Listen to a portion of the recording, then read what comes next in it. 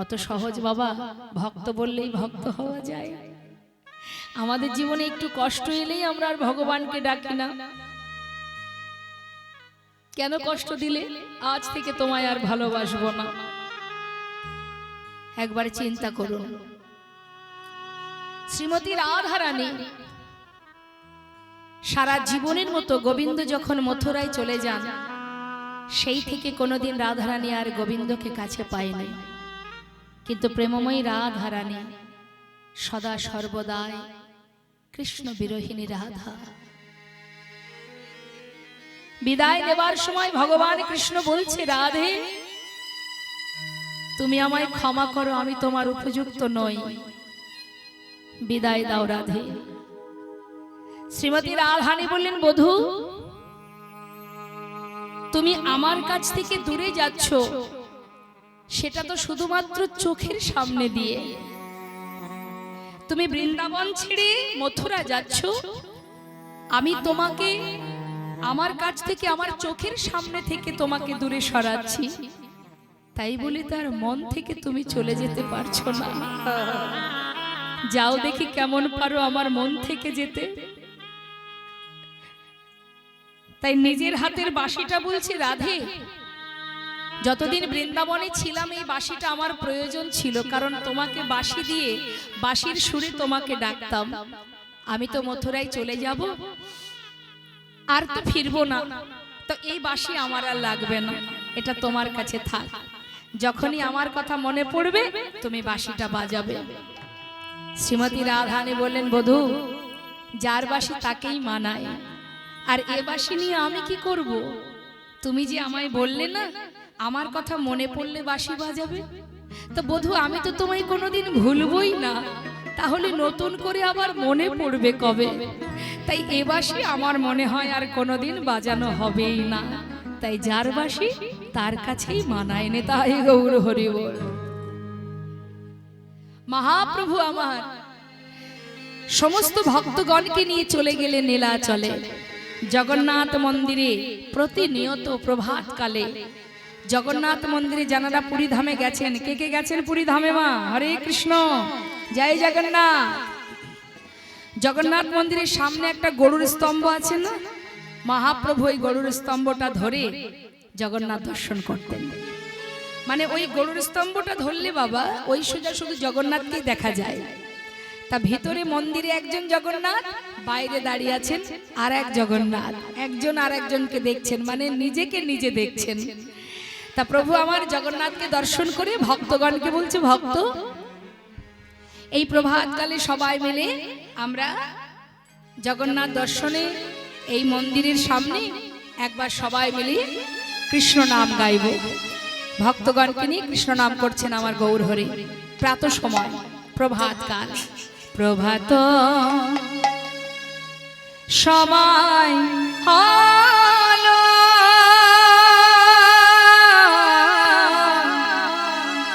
কৃষ্ণ কৃষ্ণ বলো।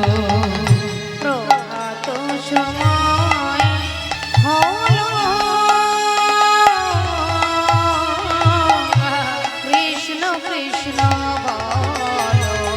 কৃষ্ণ ভজ কৃষ্ণ চিন্ত কৃষ্ণ নাম করসার, নাম বিনা কলি জীবে গতি নাহিয়া। আর কৃষ্ণ ভজ কৃষ্ণ চিন্ত কৃষ্ণ নাম করসার, নাম বিনা কলি জীবে গতি নাহিয়া। ও গো না সেই কৃষ্ণ ভজনিষ্ঠা করি, নামের সহিতে আছে আপনি শ্রী হরি। নাম ভজনা নাম করসার, হরি বল হরি বল হরি বল হরি বল। হরি বল।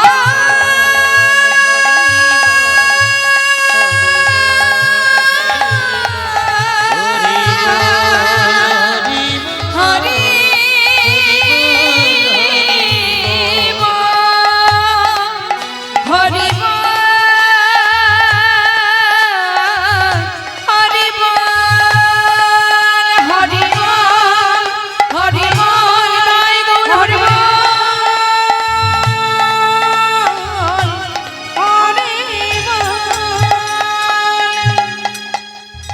সমস্ত ভক্তগণকে নিয়ে গৌর হরি হরিনাম করছে। হঠাৎ এক ভক্ত দূর থেকে প্রভুর সেই আনন্দ, সেই নিত্য দর্শন করছে আর চোখের জলে বুক ভাসিয়ে কাঁদছে। অন্তর্যামী গৌর হরি অন্তরে জানতে পারলেন যে এক ভক্ত দূরে দাঁড়িয়ে কাঁদছে। তাড়াতাড়ি করে প্রভু তার কাছে গিয়ে দাঁড়ালেন, গিয়ে জিজ্ঞাসা করলেন, কে তুমি? এমন করে দূরে দাঁড়িয়ে দাঁড়িয়ে কাঁদছো, কি চাই তোমার? কোথায় এসেছো? কার কাছে এসেছো? তোমার নাম কি? তোমার ঠিকানা কি? তখন করজোড়ে সেই ভক্ত বললেন, দয়াময়, আমার নাম গোবিন্দ ঘোষ। কোথা থেকে এসেছো? অগ্রদ্বীপ থেকে। অগ্রদ্বীপটা কোথায় বলে দিই বাবা, যদি আপনারা নবদ্বীপে যান কখনো মা, নবদ্বীপের আগে পড়ে অগ্রদ্বীপ, বেশি দূর নয়। নবদ্বীপ থেকে অগ্রদ্বীপ বেশি দূর নয়। বলছি, বাবা প্রভু আমি অগ্রদ্বীপ থেকে এসেছি। কার কাছে এসেছো? তোমার কাছে। কেন? তুমি নবদ্বীপ ছেড়ে চলে এসেছো। আমার মনে বড় বাসনা, আমি তোমার সঙ্গী হতে চাই। গৌর হরি বলছেন, আমার সঙ্গী হবে? যারা আমার সঙ্গী হয় তাদের সারা জীবন কষ্ট পেতে হয়। তার থেকে বাবা ঘরের ছেলে ঘরে ফিরে যাও, সেখানে ভালো থাকবে। দয়াময়, আমি তোমার সঙ্গী হব, এটাই যথেষ্ট। তাতে কষ্ট আসুক আর সুখ আসুক, আমার কোনো দুঃখ নেই। এই হচ্ছে ভক্ত বাবা। বেশ, তাহলে তুমি কষ্ট আসলে সইতে পারবে তো? আমি কিছু জানতে চাই না, তুমি শুধু বলো তুমি আমাকে তোমার সঙ্গী করে নেবে কিনা। ঠিক আছে, তাহলে আজ থেকে তুমি আমার সঙ্গী। যেই না সঙ্গী করে নিয়েছে, একটার পর একটা গৌর হরি পরীক্ষা করতে শুরু করে দিলেন। হরি বল। ভগবান ভক্তকে পদে পদে পরীক্ষা করে বাবা। পরীক্ষা তো তোমাকে দিতেই হবে, তাই না? তুমি যদি একটা সোনার জিনিস দোকানে নিয়ে যাও, সোনার দোকানে, যে দাদা আমি এটা বিক্রি করতে চাই, দোকানদার বললেই তার দাম দিয়ে দেবে? সেটাকে আগে জ্বালিয়ে পুড়িয়ে দেখবে এর মধ্যে কতটা আসল আর কতটা নকল। খাঁটি করে দেখে নেবে, তারপরে তো তোমাকে তার মূল্য দেবে, তাই না? তাহলে ভগবান, তুমি ভক্ত, তুমি ভক্ত হয়েছো, তুমি ভগবানকে ভালোবাসো, কিন্তু ভগবান তো তোমাকে পরীক্ষা করে নেবেই যে তোমার মধ্যে যে ভক্তি জন্মেছে সেটা কতটা আসল, কতটা নকল। তুমি আমার সঙ্গী হবে, আজ থেকে তুমি আমার সঙ্গী। যেই না সঙ্গী হলো, শুরু হয়ে গেল পরীক্ষা। গোবিন্দ দয়াময়, একটার পর একটা পরীক্ষা। তুমি আজকের দিনটা কোন দিন বলতে পারো? হ্যাঁ দয়াময়, আজকের এই দিন শুভ বিজয়া দশমী তিথি।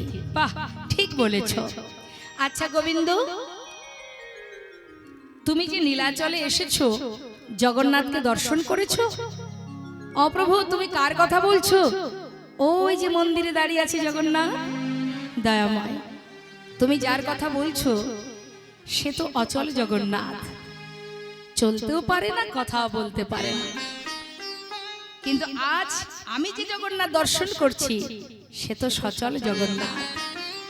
আচ্ছা, কোথায় দেখলে তুমি সচল জগন্নাথ?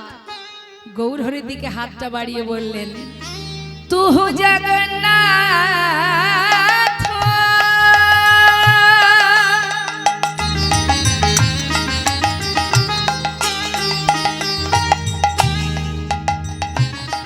ও গো দয়াময়,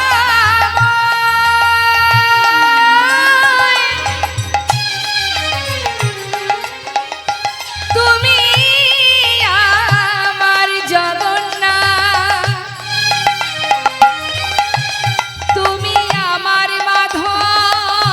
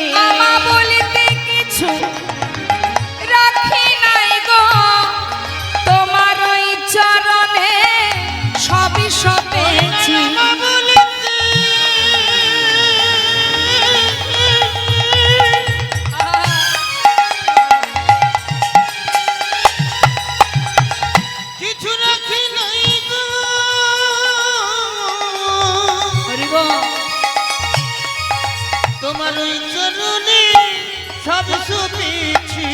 আমা বলিতে কিছু রাখি নাই গো, গৌর তোমার হলামি বলে। নিতাই গৌর হরি বল হরি বল। ওই না গৌর তোমার হলামি বলে।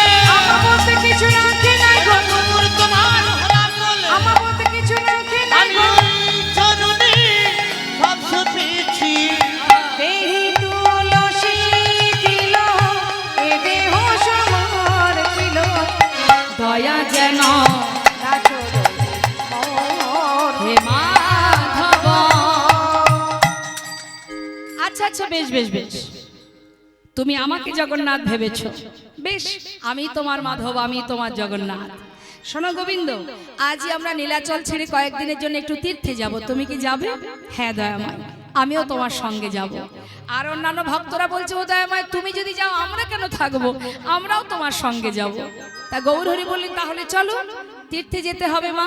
নীলাচল থেকে যাত্রা করেছে, এবার তীর্থে যাচ্ছে। পথে যাওয়ার সময় গৌরহরি বলছে, শোনো, তীর্থে যদি যেতে হয় সবার মুখে কৃষ্ণ নাম গাইতে গাইতে যেতে হবে। ভক্তগণ বললেন, ও দয়াময়, কৃষ্ণ নাম আমরা কেউ গাইবো না, তুমি একা গাও। আমরা কেন কৃষ্ণ নাম গাইতে যাব? আমরা যদি গাইবো তো তোমার নাম করব, কারণ তুমি আমাদের ভগবান। এখন গৌরহরি যাচ্ছে কৃষ্ণ বলতে বলতে, আর ভক্তরা পশ্চাতে যাচ্ছে প্রভুর নাম, গৌর নাম গাইতে গাইতে যাত্রা করেছে মা। সবাই মিলে আমরা গাইবো, দু হাত তুলে, দেখে হাত তুলুন। আহা, আজকে মৃদু মৃদু ঠান্ডা বাতাস, স্বাভাবিক একটু ঘুম আসবে, তাই না? সারাদিন যে গরম গেছে, এখন তো একটু ঘুম পাবেই, তাই না? কিন্তু ঘুমকে আহ্বান করলে হবে না, মানে ঘুমকে স্মরণ করলে হবে না। দেখি সবাই হাত তোলো। গৌরহরি যাচ্ছেন, আর তার পশ্চাতে আমরা যাচ্ছি।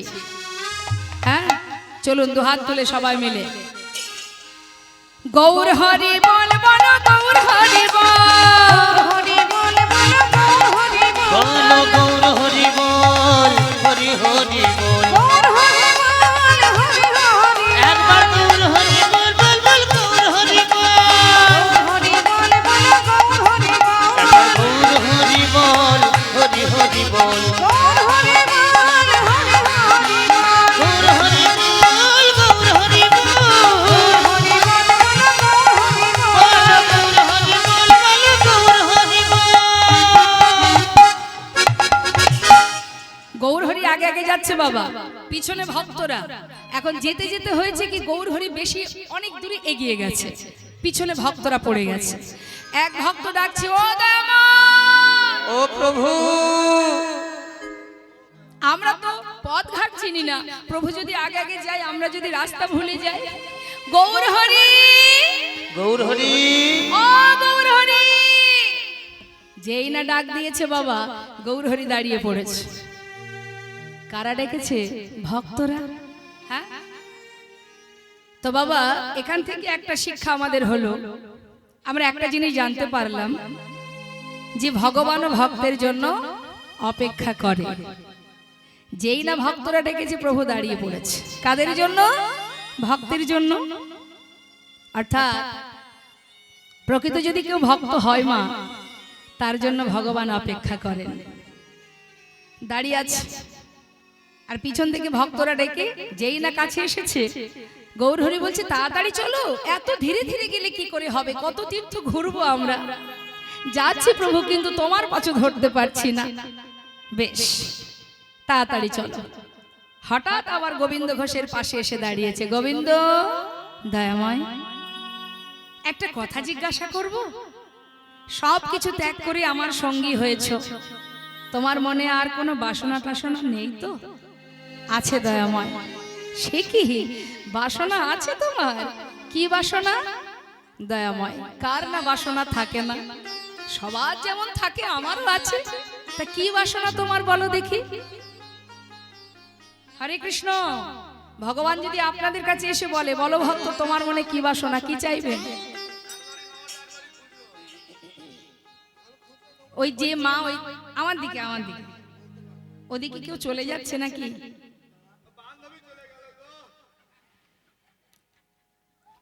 ওই দিকে তাকিয়ে আছে, আমার দিকে, আমার দিকে। আমি একটা প্রশ্ন করি, তাই না? আমি তো একটু পরে চলে যাব, আমার সাথে একটু কথা বলুন। বলছি, ভগবান যদি আপনার কাছে এসে বলে, বলো ভক্ত তুমি কি চাও, যা চাইবে আমি তাই দেব, কি চাইবেন? হ্যাঁ, কি চাইবেন? ভগবান আপনার কাছে কিছু যদি বর দেয়, আপনি কি নেবেন? ভগবানের চরণ চাইবেন না বাড়ি গাড়ি টাকা পয়সা চাইবেন? ভগবানের চরণ চাইবেন। বাহ, আমরা কি এটাই চাই বাবা? সুখ দাও, শান্তি দাও, ভালো রাখো, শরীর ভালো রাখো, স্বামীকে ভালো রাখো, সন্তানকে ভালো রাখো, চাকরি দাও, বাড়ি দাও, গাড়ি দাও, এটাই আমরা চাই, তাই না? কিন্তু ভক্ত কি চাই? কি চাই ভক্ত? বাবা, মহাভারতে কুরুক্ষেত্রে যুদ্ধের পর হস্তিনাপুরে রাজা হয়েছিল ধর্মরাজ যুধিষ্ঠির। রাজা হবার পর ভগবান কৃষ্ণ কুন্তি পিসিমাকে ডেকেছিলেন, পিসিমা তোমার ছেলে মস্ত বড় রাজা হয়েছে, হস্তিনাপুরের রাজা। আজ জীবনে তোমার আর কোনো দুঃখ নেই পিসিমা, তাই আমি এবার যাই। মাতা কুন্তি মনে মনে চিন্তা করছে, কৃষ্ণ যখনই আমাকে ছেড়ে ঘরে গেছে, যাওয়ার সময় বলেছে আমি আসি, আজ বলছে যাই। যাই কথার অর্থ কি মা? বাড়ি থেকে কোনো ব্যক্তি যদি যাই শব্দটা উচ্চারণ করে, কি বলে? বল আসি, যাই বলতে নেই। যেই না বলেছে, মাতা কুন্তি ভাবছে কৃষ্ণ কখনোই তো এমন কথা বলে না, আজ আমাকে যাই কথাটা বললো কেন? তবে কি আজ চলে গেলে আর আসবে না? পিসিমা, বিদায় নেবার আগে আমি তোমায় বর দিয়ে যাব, বলো কি নেবে তুমি? যা চাইবে তোমাকে তাই দিয়ে যাব। যা চাইবো তাই দেবে? হ্যাঁ, যা চাইবে বলো পিসিমা, কি নেবে? সারা জীবন যে বনে জঙ্গলে কাটালো, যুদ্ধের মধ্যে সন্তানদের নিয়ে পথে পথে বনে জঙ্গলে, সারা জীবন কষ্টের পর যার সবেমাত্র সুখের নাগাল পেল, ছেলে হস্তিনাপুরে রাজা, আমি রাজমাতা, আমার তো আর দুঃখ নেই, আমি সুখের নাগাল পেয়েছি। তাই বিদায় নেবার আগে বর যদি দাও কৃষ্ণ, এই বর দিয়ে যাও, এই পৃথিবীতে আর যে কটা দিন বেঁচে থাকবো, জগতে আর যত দুঃখ কষ্ট যন্ত্রণা বেদনা আছে, সবটুকু তুমি আমায় দিয়ে যাও। এতটুকু শোক যেন আমার জীবনে না থাকে। পাশে দাঁড়িয়ে আছে ভীম। ভীম বলছে, মা সারা জীবন কষ্ট পেয়েছি মা, আমরা 5 ভাই তোমাকে নিয়ে সারা জীবন কষ্ট করেছি মা গো। সবেমাত্র দাদা রাজা হতে না হতে তুমি আমার দুঃখ চাইছো মা। মা কেন, তোমার কি স্বাদ মেটেনি মা? মা বললেন, ওরে ভীম, এতদিন দুঃখ ছিল তাই কৃষ্ণ আমাদের সহায় ছিল, আজ সুখের নাগাল পেতে না পেতে কৃষ্ণ আমাদের ছেড়ে চলে যাচ্ছে বাবা। বলে ওই সোনার সিংহাসনে বসে থেকে চিরতরে যদি কৃষ্ণ আমাদের ছেড়ে চলেই যায়, তবে কি লাভ ওই সোনার সিংহাসনে? কি প্রয়োজন আর? যুধিষ্ঠির, যে সিংহাসনে বসলে চিরতরে কৃষ্ণ তোদের ছেড়ে চলে যায়, সে সিংহাসন আমি চাই না বাবা। নেমে আয় সিংহাসনে ছেড়ে, আর যে কটা দিন আছে তোদেরকে নিয়ে বনে বনে কাটিয়ে দেব। যে সুখ পেলে কৃষ্ণ হারা হতে হয়, সে সুখ আমি চাই না বাবা। ভগবান রথ থেকে নেমে এসে পিসিমাকে জড়িয়ে ধরে কাঁদছে। পিসিমা, এত ভালোবাসো তুমি আমাকে, আমার জন্য সোনার সিংহাসন পরিত্যাগ করতে যাও? পিসিমা, তোমার ভক্তি ভালোবাসায় আমি তোমার কাছে বাধা পড়ে গেলাম, যখনই আমাকে ডাকবে, স্মরণ করবে, আমি তোমার কাছে চলে আসব। এটা ভক্তের চাওয়া। পান্ডুয়ার 22 বাজারে হরিদাস নামাচার্য ঠাকুর হরিদাসের অঙ্গে যখন বেত্রাঘাত করছে বাবা, হরিদাস ঠাকুর প্রভুর চরণ স্মরণ করে কাঁদছে আর বলছে, দয়াময়, আমার অঙ্গে যে চাবুকের আঘাত পড়ছে এটা তো শুধুমাত্র আমার কারণে, কিন্তু তুমি সুখময়, তুমি যেন কষ্ট পেও না। হরিবল হরিবল। আমরা জীবনে কষ্ট পেলে ভগবানকে বলি, তুমি কেন কষ্ট দিলে? কিন্তু ভক্ত কি বলছে? যত কষ্টই আমার হোক না কেন, আমার তাপ, আমার যন্ত্রণা, আমার দুঃখ, আমার কষ্ট, সে তো শুধু আমার, কিন্তু তুমি সুখময়। ভক্ত যদি কষ্ট পায় তুমি সইতে পারো না, তাই তোমার কাছে একটা নিবেদন, তুমি যেন কষ্ট পেও না দয়াময়। আঘাত পড়ছে, চাবুকের আঘাত, আর অন্তরে কাঁদছে হরিদাস। হরি আমার মানস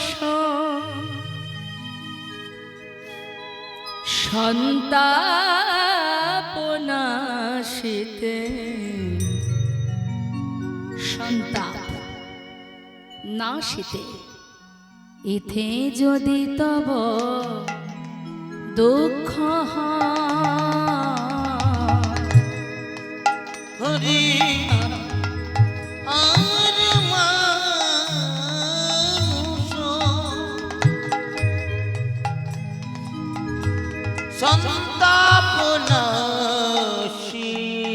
সন্তাপনাশীতে, এটি যদি তব দুঃখ আমার যা হবার তাই হবে, তুমি কেন দুঃখ পাবে? আমার যা হবার তাই হবে, তুমি কেন দুঃখ পাবে? সুখে থাকো তুমি সুখময়। হরি আমার মানুষ সন্তাপনাশীতে, ইতি যদি তব দুঃখ হয় প্রভু, ইথে যদি তব দুঃখ হয়, আমায় ফেলে একা বন্ধুহীন দেশে,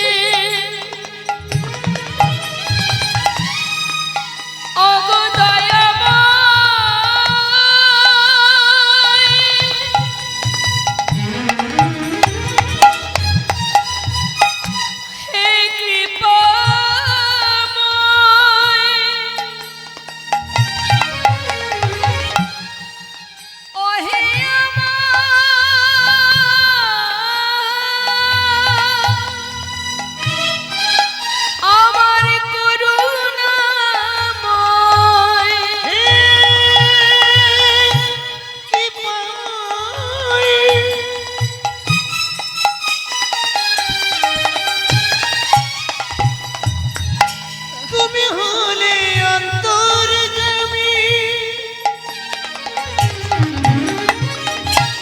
তুমি একেবারে নিজ গুণকে করো, হে করুণাময়ী কৃপাময়, হে কৃপাময় করুণা করো। আমায় ফেলে একা বন্ধুহীন দেশে, বল কোথায় রইলে হরি, কোথায় রইলে বসে, আমি তোমার ও দেশে যাব গো সেই দেশে তোমার দেশে যাব গো সেই দেশে অগতিতে আমার নব পরিচয় বলি আমার হরি বল, হরি বল। সন্তাপ নাশিতে এটি যদি তব দুঃখ হয় প্রভু, এটি যদি তব দুঃখ হয়। গোবিন্দ ঘোষ বললেন, প্রভু আমার মনে বাসনা, আমি যুগল দর্শন পেতে চাই বৃন্দাবনে। যেই কথাটা বলেছে প্রভু আমার জড়িয়ে ধরেছে গোবিন্দকে। তোমার মনে বাসনা বৃন্দাবনে যাবে, যুগল দর্শন পাবে, আমারও সেই একই বাসনা। পরীক্ষা করতে করতে আবার অনেক দূরে এগিয়ে চলে গেছে বাবা গৌরহরি। ভক্তরা বলছে, দেখেছো কাণ্ড, প্রভু তো আবার আমাদের ছেড়ে অনেক দূরে গেল। জগদানন্দ বলছে, যাচ্ছে যাক না, তিনি তো জানেন আমরা পিছনে আছি, আমাদেরকে না নিয়ে তিনি কোথাও যাবেন না। ওমা, ভক্তরা অনেক দূরে পিছনে, আর গৌরহরি একা একা গভীর বনের ভিতর দিয়ে যাচ্ছে, আর কিন্তু ডাকছে না ভক্তরা। পথে যেতে যেতে হঠাৎ গৌরহরি কণ্ঠটা শুকিয়ে গেছে, পিপাসা পেয়েছে। প্রখর রৌদ্রের মধ্যে যাচ্ছে তো গলাটা শুকিয়ে গেছে, তা যাচ্ছে আর বলছে, হে কৃষ্ণ, মানে নিজে কৃষ্ণ হয়ে কৃষ্ণকে ডাকছে, হে কৃষ্ণ, কোথাও যদি একটু জল পেতাম তৃষ্ণা নিবারণ করতাম। এই বলতে বলতে যাচ্ছে, এবার হঠাৎ দেখছে একজন গোয়ালা কাঁধে করে বাঁক নিয়ে বাঁকের শিখায় ঘোলের ভাণ্ড সাজিয়ে নিয়ে আসছে। ঘোল নেবে গো ঘোল, আমার কাছে ভালো ঘোল আছে। গৌরহরি দূর থেকে দেখে মনে মনে বলছে, বাবা বাবা, কৃষ্ণ কৃপাময়, আমি চেয়েছি জল আর আমার জন্য কৃপা করে ঘোল পাঠিয়ে দিয়েছে। ও গোয়ালা, হ্যাঁ হ্যাঁ বলুন বলুন। তোমার কাছে ঘোল আছে? আছে গো আছে। এদিকে সেদিকে কাছে ডেকে নিয়েছে মা। গৌরহরিকে দেখে গোয়ালা চিনতে পারছে না, সন্ন্যাসীর বেশ তো। আচ্ছা ও ঠাকুর, তুমি ঘোল খাবে নাকি? হ্যাঁ গো, প্রচন্ড পিপাসা পেয়েছে, দেখি ঘোল দাও তো। যেই না এক ভাণ্ড দিতে গেছে, গৌরহরি বলছে, শোনো, ওই ছোট ভাণ্ডে আমার হবে না, সবচেয়ে যেটা বড় ওই বড় ভাণ্ডটা আমাকে দাও। গোয়ালা মনে মনে ভাবছে, বাবা ঘুম থেকে উঠে কার মুখ যে দেখেছি আজকে, দিন যে আমার এত ভালো যাবে ভাবতে পারিনি। এই ঠাকুর যদি বড় ভাণ্ডের ঘোলটা খেয়ে নেয়, তাহলে আমাকে তাড়াতাড়ি বিক্রি করে ঘরে চলে যেতে পারবো। খুব খুশি গোয়ালা, একেবারে ছোট ভাণ্ডগুলো নিচে নামিয়ে সবচেয়ে যেটা বড় সেটা প্রভুকে তুলে দিয়েছে। গৌরহরি এক ভাণ্ড ঘোল পুরোটাই সেবা করে খালি ভাণ্ডটা হাতে দিয়ে বলছে, কৃষ্ণ কৃপাময়, তোমায় যেন কৃপা করে। গোয়ালা চিন্তা করছে, এই ঠাকুর দামটা বের করুক, ততক্ষণে ভাণ্ডগুলি গুছিয়ে নি। এখন মনের আনন্দে মাথা নিচু করে ভাণ্ড গোছাচ্ছে। যেই না সমস্ত ভাণ্ডগুলি গোছানো হয়ে গেছে, এবার হাতে মানে দামটা নেবে বলে হাত বাড়াতে গিয়ে দেখে ঠাকুর চলে যাচ্ছে। ঠাকুর, ও ঠাকুর, ও ঠাকুর। গৌরহরি পিছন ফিরে বলছে, ডাকছো আমাকে? ডাকছো মানে? ঘোলটা খেলে ঘোলের দাম দেবে না? ঘোলের দাম? আমার কাছে তো কোনো কড়ি নেই, আমি তো সন্ন্যাসী, দেখতে পাচ্ছ না আমি তো সন্ন্যাসী, আমি কড়ি কোথায় পাবো? হায় হায় পোড়া কপাল, ঘুম থেকে উঠে কার মুখটা দেখেছিলাম, দিন যে এত খারাপ যাবে বুঝতে পারিনি। এত বড় ভাণ্ডের ঘোল খেয়ে বলে কিনা দাম নাই, হায় হায় হায়, কপাল চাপড়িয়ে চাপড়িয়ে কাঁদছে বাবা। গৌরহরি দেখছে পথের ধারে বসে বসে গোয়ালা কাঁদছে, কাছে এসে বলছে, কেঁদো না, তোমাকে ঘোলের দাম দিতে হবে। এই তো কথা, আমার কাছে করি নেই ঠিকই, পিছনে আমার অনেক ভক্ত আসছে, তাদেরকে তুমি বলবে, তারা তোমাকে ঘোলের দাম দিয়ে ও যাবে। ঠাকুর, হ্যাঁ তারা দিয়ে যাবে তো? হ্যাঁ, তারা দাম দিয়ে যাবে। গৌরহরি চলে গেলেন বাবা। আর ভক্তরা তো কিছু জানে না যে প্রভু রাস্তার মাঝখানে এমন একটা কাণ্ড ঘটিয়ে রেখেছে। তিনি ভক্তরা সবাই মিলে প্রভুর নাম গাইতে গাইতে পথে যাচ্ছে। মন লাগুরে মন লাগুরে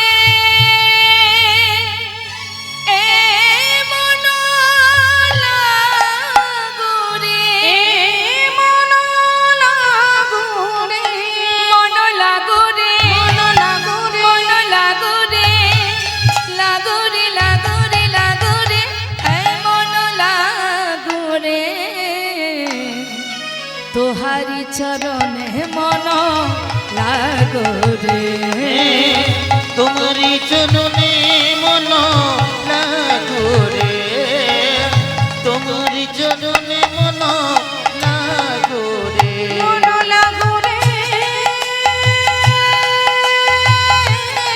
মন লাগো রে এ মন লাগো রে মন লাগো রে মন লাগো রে লাগো রে লাগো রে লাগো রে এ মন লাগো রে ওই না তোমারি চরণে মন লাগো রে তোহারি চরণে লাগো রে আজ তোমারি চরণে লাগো রে বন্ধ করো বন্ধ করো বন্ধ করো কে বলছে কথাটা? ওই যে বাবা গোয়ালা বসে আছে পথের ধারে, সমস্ত ভক্তগণকে আসতে দেখে সঙ্গে সঙ্গে বললেন বন্ধ করো বন্ধ করো। ভক্তরা বলছে কি ব্যাপার, পথের মাঝখানে দাঁড়িয়ে আছো, আমাদের নামে বাধা দিলে, কি চাই তোমার? গোয়ালা বলছে অনেকক্ষণ থেকে বসে আছি, ঘোলের দামটা দাও তো আমি যাই। ঘোলের দাম? কেন তোমার ঘোলের দাম দিতে যাব? কে খেয়েছে তোমার ঘোল? গোয়ালা বলছে আমি তাকে চিনি না। তুমি চেনো না? কে ঘোল খেয়েছে? বলছে তোমাদের সঙ্গের সঙ্গে। তোমাদের সঙ্গের সঙ্গী? এই ঘোল খেয়েছো? এই ঘোল খেয়েছো? বাবা আপনারা কি ঘোল খেয়েছেন গোয়ালার কাছ থেকে?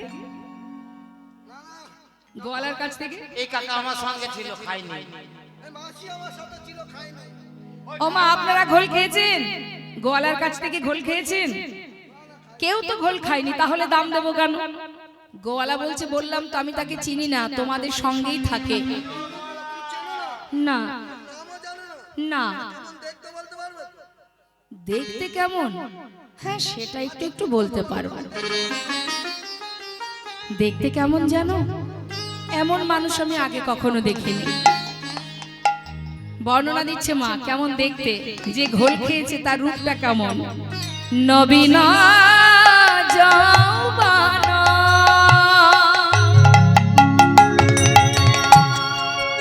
নবীন যৌবন, বেশি বয়স নয়, ওই 24-25 হবে।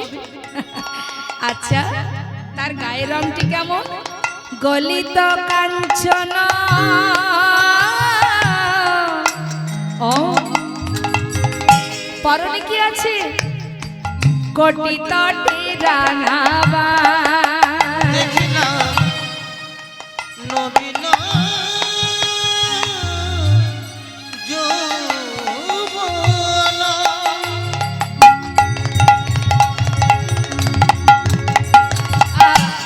গলিত কাঞ্চন হরিব দেখিলাম কোটি কোটি রাঙাবাই রাঙাবাই। আবার কৃষ্ণ বলিয়া দুবাহু তুলিয়া, কৃষ্ণ বলিয়া আহা দুবাহু তুলিয়া নাচিয়া নাচিয়া যায় গো, নাচিয়া নাচিয়া যায়। কৃষ্ণ বলিয়া বাহু তুলিয়া নাচিয়া নাচিয়া যায়, নাচিয়া নাচিয়া যায়। কাঁচা সোনা কাঁচা সোনা দেখে মনে হলো কি? কাঁচা সোনা। আমার দেখে মনে হলো কাঁচা সোনা। আরে দাঁড়াও দাঁড়াও, এতক্ষণে বুঝলাম কাঁচা সোনার মতো দেখতে মানুষটি তো আমাদের গৌর সুন্দর, সে ঘোল খেয়ে দাম দেয়নি, এই তো কথা। ও গলা, সে যেমন দাম দিতে পারেনি, আমরা তো তারই সঙ্গী, আমরা করি কোথায় পাবো? হায় হায় হায় হায়। গোয়ালা মনে মনে ভাবছে ওই ঠাকুর বলল এরা নাকি দাম দেবে, কই এরাও তো দিল না, হাই পোড়া কপাল। ভক্তরা কি করবে, তারা তো আর দাম দিতে পারছে না বাবা, যে যার মতো পাশ কাটি কাটি চলে যাচ্ছে। গলা চিন্তা করছে কি আর করা যাবে, সব দিন তো আর সমান লাভ হবে না, আজ যা গেল তো গেল, আজ আর বিক্রি করব না, ঘরে চলে যাব। এই ভেবে যেই না বাঘটা কাঁধে তুলতে যাবে দেখছে বেজায় ভারী। ভারী কেন? সবচেয়ে বড় ভাণ্ডের ঘোল খেয়েছে ঠাকুর, আমার বাঘ তো হালকা হবে, ভারী হলো কেন? যেই না ছোট ভাণ্ডগুলি নামিয়ে বড় ভাণ্ডের দিকে লক্ষ্য দিয়েছে, দেখছে কানায় কানায় পরিপূর্ণ স্বর্ণ মুদ্রা। বাঘ ফেলে রেখে গৌর হরি, গৌর হরি ছুটে গিয়ে চরণ তলে পড়ে আছাড় খেয়ে দয়াময় আমায় তুমি ক্ষমা করো, আমি চিনতে পারিনি, এ তোমার কেমন কৃপা, কেমন করুণা, না জেনে না বুঝে কত কটু কথা বলেছি তোমায়, আমায় তুমি ক্ষমা করে দাও দয়াময়। গৌর হরি বললেন, গোয়ালা, জীবনে অর্থের পিছনে ছুটতে ছুটতে গোনা দিন যে ফুরিয়ে গেল, আর তো বেশি সময় নেই, আর যে কটা দিন আছে যাও, আমি আশীর্বাদ করলাম, ঘরে গিয়ে কৃষ্ণ ভজন করো। আহা, সময় চলে যাচ্ছে, আর দেরি নেই, যাও ঘরে যাও। গোয়ালাকে বিদায় দিলেন বাবা, বিদায় দিয়ে ভক্তগণকে নিয়ে এলেন কোথায়? নানা গ্রামে ঘুরি গড়া আইলা পূর্বস্থলে, নানা গ্রামে ঘুরে গোরা আইলা পূর্বস্থলে। দেখো না নানা গ্রাম, দেখো না নানা গ্রাম ঘুরি গোরা আইলা পূর্বস্থলে। ভক্তগণে সবে মিলে হরি হরি বলে, ভক্তগণ সবে মিলে হরি হরি বলে ভক্তগণ সবে মিলে হরি হরি বলে।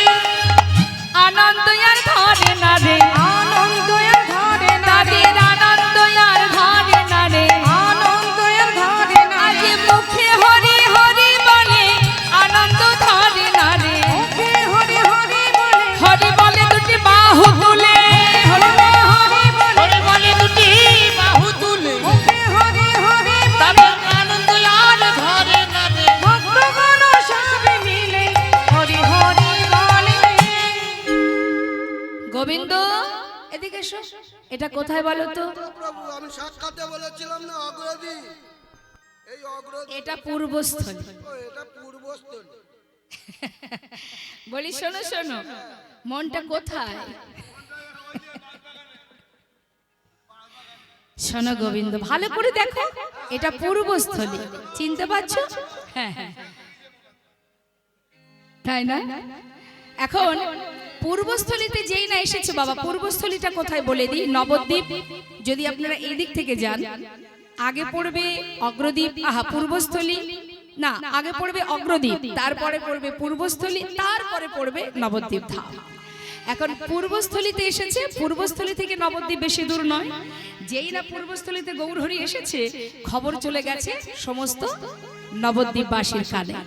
নদীবাসী যেই না খবর পেয়েছে যে নীলাচল থেকে, পুরীধাম থেকে পূর্বস্থলীতে নদীয়ার চাঁদ গৌর এসেছে, অগণিত ভক্তগণ সবাই আসছে, কারোর হাত খালি নয়, সবাই প্রভুর সেবার বস্তু নিয়ে আসছে, কারণ তারা তো ভালোবাসে। তা ভালোবাসার মানুষের জন্য আমরা যেমন বাইরে গেলে বাড়ির বাচ্চার জন্য কিছু না কিছু খাবার নিয়ে আসি, কারণ সে আমাদের ভালোবাসার ধন। তা গৌরহরিকে সবাই তো ভালোবাসে নদিয়াবাসী, তারা সবাই গৌরহরিকে যার যেমন ক্ষমতা, যে যা পারছে নিয়ে আসছে গৌর দর্শনে। সবাইকে পেয়ে সমস্ত সেবার বস্তু একত্রিত করে এবার গৌরহরি বললেন, শোনো গোবিন্দ, আজ কোথাও যাব না, এখানে সেবার আয়োজন করো। সেবার আয়োজন হলো, রন্ধন হলো, সেবা হলো। সেবার পর গৌরহরি বললেন, গোবিন্দ, সবে মিলে মহাপ্রভুর মধ্যাহ্ন পারাইলা, সবে মিলে মহাপ্রভু মধ্যাহ্নে দেখো পরাইলা। না সবে মিলে, ওই সবে মিলে মহাপ্রভু মধ্যাহ্ন করাইলা। ওমা মধ্যাহ্নে সেবা দিয়েছে গৌরহরি। সেবার পর গৌরহরি হাত বাড়িয়ে বলছে, গোবিন্দ দাও। মুখশুতি লাগি প্রভু কর বাড়াইলা, মুখশুদ্ধি লাগি প্রভু করে বাড়াইলা। ওই মুখশুতি লাগি প্রভু করে গোবিন্দ দাও মুখশুদ্ধি দাও। গোবিন্দ ঘোষ বলছে প্রভু তোমার কি মুখশুদ্ধি চাই? আমার মায়েরাই বলুন দেখি, গৌরহরি কি মুখশুদ্ধি ভালোবাসেন? জোরে বলুন। গৌরহরি সেবার পরে মুখশুদ্ধি দিতে হয়। কি মুখশুদ্ধি মা? হরি তো কি, হ্যাঁ জেনে রাখুন। যেই না হাত বাড়িয়েছে গোবিন্দ ঘোষ বলছে ও প্রভু তোমার মুখশুদ্ধি চাই তো, আচ্ছা ঠিক আছে তুমি বসো আমি যাবো আর আসবো। এই বলে গ্রামে চললেন ভিক্ষা করতে। মুখশুদ্ধি মাগিবার তরে গোবিন্দ চলিল, মুখশুদ্ধি মাগিবার তরে গোবিন্দ চলিল। মুখশুদ্ধি মাগিবার তরে গোবিন্দ চলিল। বাবা গ্রামে গিয়ে সবার দ্বারে দ্বারে গিয়ে বলছে মুখশুদ্ধি দাও না মোরে, মুখশুদ্ধি দাও না মোরে, মুখশুদ্ধি দাও না মোরে, মুখশুদ্ধি দাও না মোরে। আমার মহাপ্রভুর সেবার তরে মুখশুদ্ধি দাও না মোরে, মহাপ্রভুর সেবার তরে মুখশুদ্ধি দাও না মোরে। দুইটি হরি তোকে মাগিয়া লইল। দুইটি হরিত কি মাগিয়া লইল। বাবা দুটো হরি তোকে ভিক্ষা করেছে, ভিক্ষা করে এবার ছুটতে ছুটতে ফিরে আসছে। আসার সময় অর্ধেকটা পথ এসেছে, মানে মাঝ পথে এসে ভাবছে এত কষ্ট হয়ে গেছে, হাঁপাচ্ছে। ভাবছে এক কাজ করি, একটা গাছের ছাওয়ায় বসে একটু বিশ্রাম করি, তারপরে না হয় আবার যাব। যে গাছের গোড়ায় বসে বিশ্রাম করছে মা, হঠাৎ তার মাথার মধ্যে চিন্তা এলো, আজ যেমন প্রভু মুখশুদ্ধি চাইলেন কালকেও তো চাইতে পারেন, তার থেকে দুটো হরিতকি একটা আমার কাছে রেখে দেব আর একটা প্রভুকে দেব। সে তো আর জানছে না আমি কি দিয়ে কি করছি। যাক সেই ভালো, একটা আমার কাছে থাক। তার মনের এটাই ভাবনা যে সে তো আর কিছু বুঝতে পারছে না, কিন্তু যিনি এখানে থাকেন তারা জানতে কি বাদ থাকে বাবা। একটা নিজের কাছে রেখে দিয়েছে, একটা নিজের কাছে রেখে আর একটা নিয়ে গৌরহরির কাছে এসে দিয়েছে। প্রভু আমার কোনো কথা বললেন না, এই একটা হরিতকি সেবা করলেন। সেবা করে কিছুক্ষণ পর বললেন ভক্ত তাহলে আর দেরি কেন, চলো আবার যাত্রা করি। এবার পূর্বস্থলী থেকে যাত্রা করেছে। কোথায় এলো? পর দিবসেতে প্রভু অগ্রদ্বীপে আইলা। পরদিবসেতে প্রভু অগ্রদ্বীপে আইলা। কোথায় এটা? অগ্রদ্বীপে। যাক যাক যাক। এখানেই তোমার ঘর মা। অগ্রদ্বীপে কিন্তু গোবিন্দ ঘোষের ঘর ছিল। যে গোবিন্দ ঘোষ অগ্রদ্বীপ থেকে পুরীধামে গিয়েছিলেন, বলছে ও প্রভু এখানেই ছিল আমার ঘর। গৌরহরি কিন্তু গোবিন্দকে ত্যাগ করে দেবেন, কারণ ওই যে হরিতকি সঞ্চয় করেছে, তাই তিনি ত্যাগ করবেন। কিন্তু কোথায় করছে? যেখানে তার বাড়ি ছিল সেইখানে এসে, অগোবিন্দ এসেছি যখন অগ্রদ্বীপে আর কোথাও যাব না, সেবার ব্যবস্থা করো। সেবার ব্যবস্থা হলো, সেবাও হলো। দাও মুখশুদ্ধি লাগি প্রভু কর বাড়াইলা। মুখশুদ্ধি লাগি প্রভু কর বাড়াইলা। মুখশুদ্ধি দাও না মোরে, মুখশুদ্ধি দাও না মোরে। ভজনের অবশেষে মুখশুদ্ধি দাও না মোরে। ভজনের অবশেষে মুখশুদ্ধি দাও না ওই মোরে। না মুখশুদ্ধি লাগি প্রভু কর বাড়াইলা। মুখশুদ্ধি লাগি প্রভু করে বাড়াইলা। যেই না মুখশুদ্ধির জন্য হাত বাড়িয়েছে গোবিন্দ ঘোষ একেবারে ভাবে গদ গদ। জানতাম, আমি জানতাম তুমি চাইবে। খুব খুশি বাবা। এই নাও ধরো। গৌরহরি বলেন দাঁড়াও গোবিন্দ, কাল যখন চেয়েছিলাম সঙ্গে সঙ্গে দিতে পারোনি, দিতে বিলম্ব হয়েছিল, আজ এত তাড়াতাড়ি কোথায় পেলে? অপ্রভু আমি তো জানি তুমি আর চাইবে, সেই জন্য কাল দুটো হরিতকে ভিক্ষা করে একটা আমার কাছে রেখেছিলাম, একটা তোমাকে দিয়েছিলাম। আজ তুমি যেই চেয়েছো সেই দিলাম। কি আমি ভালো করিনি? বাহ চমৎকার। গোবিন্দ এতদিন আমার সঙ্গী হয়ে এই শিক্ষা পেয়েছো? দয়াময় আমি কি কোনো ভুল করেছি? না না, তুমি কেন ভুল করবে? ভুল তো করেছি আমি। তুমি? হ্যাঁ আমি ভুল করেছি। তুমি আবার কিসে ভুল করলে? আমি ভুল করেছি তোমাকে আমার সঙ্গী করে। গৌরহরি আমি তোমার কোনো কথাই বুঝতে পারছি না দয়াময়, আমাকে একটু বুঝিয়ে বলো না। গোবিন্দ সন্ন্যাসীর নহে কভু সঞ্চয় বাসনা। যে সন্ন্যাসী হয় তার তো সঞ্চয় বাসনা থাকতে নেই। তুমি সব কিছু ত্যাগ করে আমার সঙ্গী হয়েছো, কিন্তু সঞ্চয় বাসনা তোমার মন থেকে এখনো যায়নি। আমি কোনো সঞ্চয় বৃত্তি মানুষের সঙ্গ করি না, তাই আজ থেকে আমি তোমায় ত্যাগ করলাম না। না দয়াময়, আমি মানছি আমি অপরাধ করে ফেলেছি। হরি বল, হরি বল। দয়াময়, বিশ্বাস করো, আমি যেটুকু সঞ্চয় করেছি সে তো তোমার জন্য করেছি, আমার নিজের জন্য তো নয়। আর এতে যদি অপরাধ হয় তুমি আমাকে মারো, যা খুশি বলো, কিন্তু তাই বলে আমাকে ত্যাগ করে তুমি চলে যেও না। আমি আর কখনো এমন ভুল করব না দয়াময়। প্রভু গো, তুমি আমায় ছেড়ে চলে গেলে আমি কি নিয়ে থাকবো বলো? আমার যে আর কিছু নেই দয়াময়, আমায় ছেড়ে চলে যেও না। গৌরহরি আর কোনো কথাই শুনছে না বাবা, তার যে কথা সেই কাজ।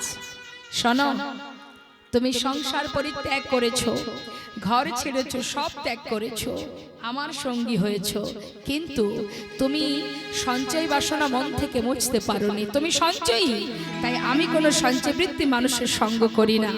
আমার মনে হয় আজ থেকে তোমার মুখ দর্শন করা আমার উচিত নয়, তাই আজ এই মুহূর্তে আমরা তোমায় ত্যাগ করে এক্ষুনি চলে যাব। না দয়াময়, তুমি এমন কথা বলো না।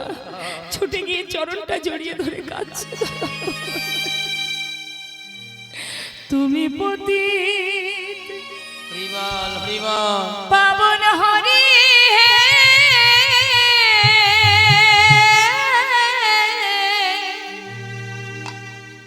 তুমি যেও না চলে,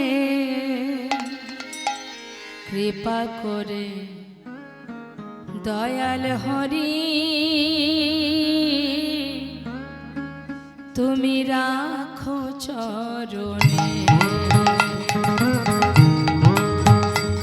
ওই না কৃপা করে দয়াল হরি,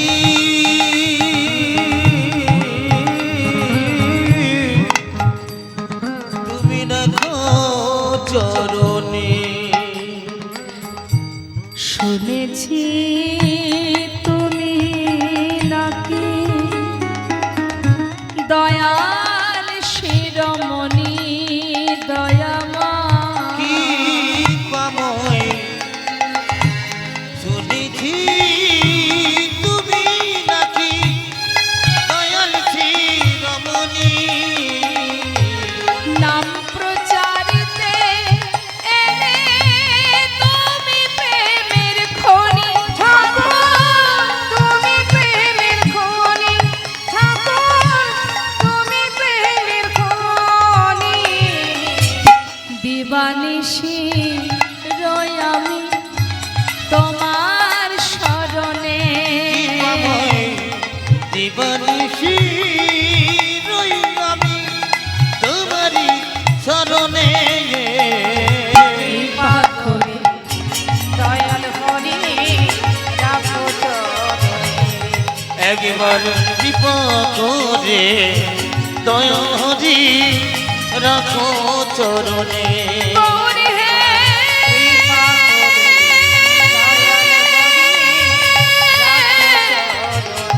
দয়াল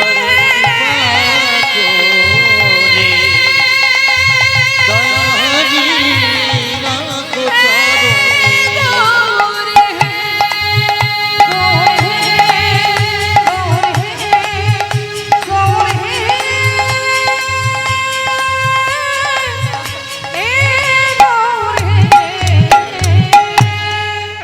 চলে গেল মা, তার যে কথা সেই কাজ।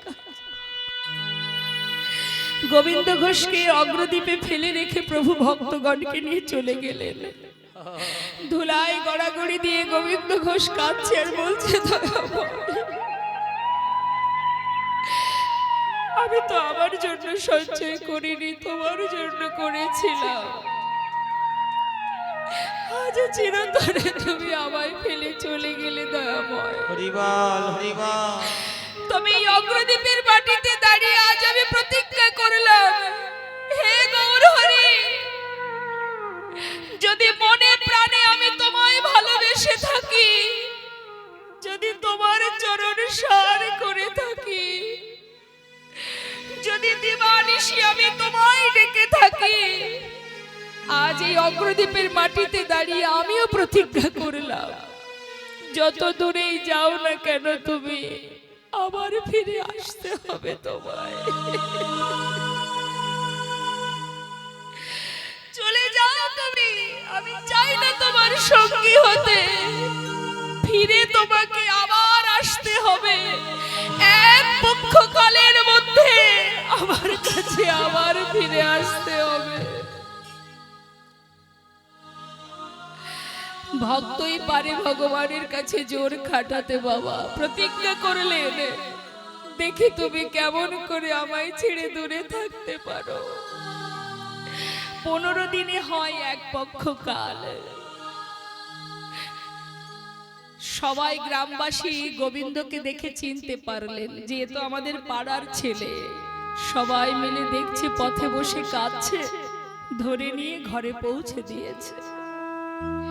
কিন্তু যে সর্বক্ষণ গৌরহরির কাছে থেকেছে, একসাথে থেকেছে, ঘুরেছে ফিরেছে, আজ 4 দেওয়ালের মধ্যে তার দিন কাটছে না। হরি বল, হরি বল। তুমি কোথায় চলে গেলে প্রভু, একবার দেখা দাও। পথপানে নয়নে দিতে দিতে দেখতে দেখতে 13 দিন হয়ে গেল, এলো না। তুমি এলে না দয়াময়, তুমি আর ফিরে এলে না। তোমায় ছাড়া বাঁচবো কি নিয়ে গৌরহরি? তুমি যখন এলে না, কথায় আছে যার কেউ নেই তার ভগবান আছে। এ জগতে আমার তো কেউ নেই তুমি ছাড়া। আর যদি তুমি আমাকে ত্যাগ করে দেবে তাহলে আর বাঁচবো কি নিয়ে? গঙ্গার জলে নিজেকে বিসর্জন করে দেব। অগ্রদ্বীপেই গঙ্গার ঘাটে চললেন প্রাণ ত্যাগ করবে বলে। বাবা অন্তর্যামী গৌরহরি অন্তরে জানতে পারলেন তিনি ছিলেন মালদাতে রামকেলি বলে একটি জায়গায়। ওই রামকেলিতে মহাপ্রভু একটা কোষ্ঠী পাথর জলে ভাসিয়ে দিলেন। কখনো শুনেছেন না দেখেছেন পাথর জলে ভাসে? নামের গুণে 16 ডোবে পাথর ভাসে জলে। পাথরটা ভাসতে ভাসতে অগ্রদ্বীপের ঘাটে এসে দাঁড়িয়েছে। গোবিন্দ ঘোষ 1 পা 2 পা করে জলে নামছে। 1 পা 2 পা করে নামতে নামতে যখন জলের ভিতরে এগিয়েছে, ওই পাথরটা এসে গায়ে লাগছে, বারবার অঙ্গে এসে লাগছে। আর যতবার অঙ্গে লাগছে ততবার সেটাকে দূরে সরিয়ে দিচ্ছে, আবার এগিয়ে যাচ্ছে, আবার এসে লাগছে। এবার বারবার গায়ে লাগছে বলে হাতে করে নিয়ে তীরে উঠে আবর্জনার মধ্যে ছুঁড়ে ফেলে দিয়েছে। হঠাৎ একটা ধ্বনি শুনতে পেল, দৈববাণী, গোবিন্দ কে? ঘরে ফিরে যাও, নিজেকে বিসর্জন করো না। চারিদিকে দেখছে কিন্তু মানুষ দেখা যাচ্ছে না, শুধু একটা দৈববাণী, ঘরে ফিরে যাও গোবিন্দ, নিজেকে বিসর্জন করো না। হলো না মরা। দৈববাণী শুনে আবার ঘরে ফিরে গেল। চলে গেল 13 দিন, এলো 14 দিন। করুণাময় গৌরহরি ভক্তের ডাকে তিনি আর দূরে থাকতে পারলেন না। পার্ষদকে নিয়ে আবার ফিরে এসেছে মালদা থেকে অগ্রদ্বীপে। ফিরে এসে ওই গোবিন্দ ঘোষের ঘরের সামনে এসে দাঁড়িয়েছে। ভক্তের ভক্তি যদি পরিপূর্ণ থাকে বাবা, ভক্তকে ভগবানের কাছে যেতে হয় না, সে নিজেই আসে ভক্তের কাছে। যেই না অগ্রদ্বীপে গোবিন্দ ঘোষের ঘরের দরজায় এসে কড়া নাড়া দিচ্ছেন গৌরহরি, কই গো গোবিন্দ, দরজা খোলো। গোবিন্দ ঘোষ দেখছে তো প্রভুর কণ্ঠস্বর। তবে কি গৌরহরি দরজাটা যেই না খুলেছে, প্রভুকে দর্শন করে চরণটা জড়িয়ে ধরেছে।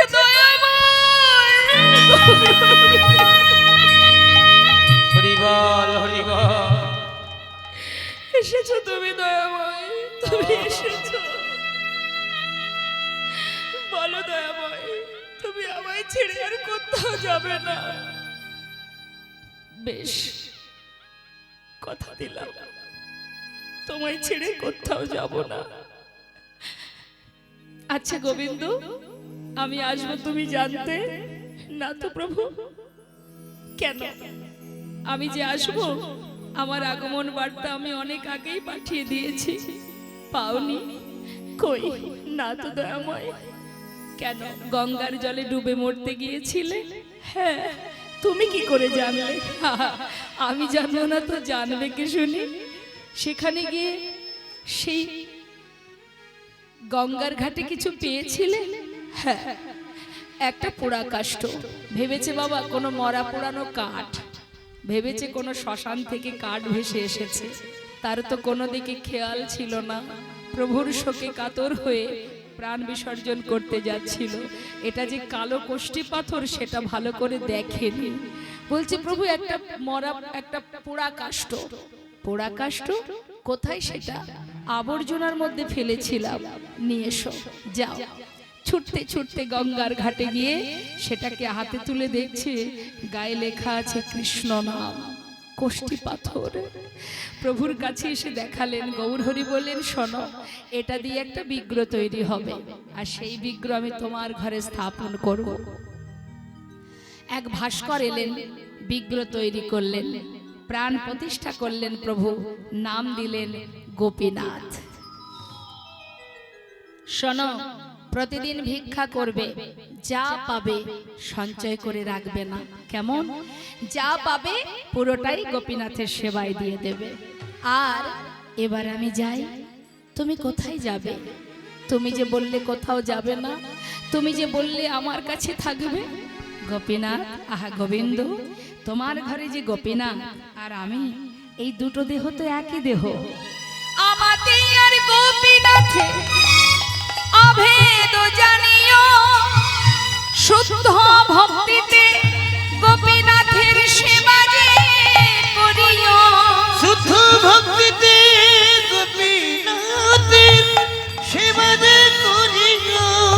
আমাতে আর গোপীনাথে একই অঙ্গ হয়, গোপীনাথের সেবা দিলে আমি পাইব নিশ্চয়। গোপীনাথের সেবা দিলে আমি পাইব নিশ্চয়। গোপীনাথ আর আমি আমাদের একই অঙ্গ, তাকে সেবা দিলে আমি পাবো।